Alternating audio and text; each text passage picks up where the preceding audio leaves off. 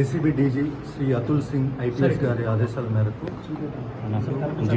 Range అధికారులు నేను additional Shri Mahindra మధ్య మరియు మా ఇన్స్పెక్టర్ నాగరాజు, మన్మథరావు, సురేష్, అలాగే సుబ్బారావు, మా సబ్ ఇన్స్పెక్టర్స్, స్టాఫ్ అందరం కలిసి ఈరోజు పల్నాడు కలెక్టరేట్లో డిఆర్ఓగా పనిచేస్తున్న డిస్ట్రిక్ట్ రెవెన్యూ ఆఫీసర్గా పనిచేస్తున్న ఏకా మురళి గారిని ఆయన 3 లక్షలు కంప్లైంట్ నుంచి తీసుకుంటుండగా రెడ్ హ్యాండెడ్గా పట్టుకోవడం జరిగింది.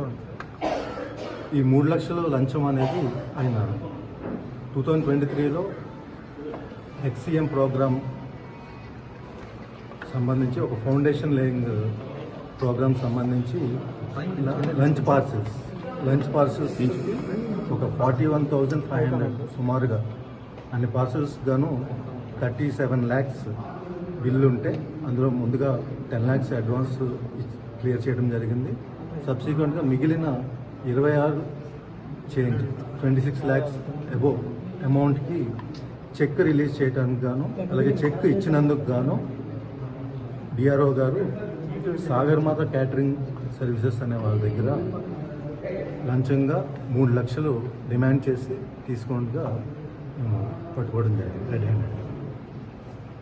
అలాగే అందరూ కూడా 1064కి కాల్ చేసి ఎక్కడైనా అవినీతి జరిగినా కూడా, ఎవరైనా డబ్బులు డిమాండ్ చేస్తున్నా, లేదు అవకతవకలు జరుగుతున్నా కూడా వెంటనే 1064 టోల్ ఫ్రీ నెంబర్కి కాల్ చేసి మీకు తెలియజేయచ్చు. ధన్యవాదాలు. ఏంటండి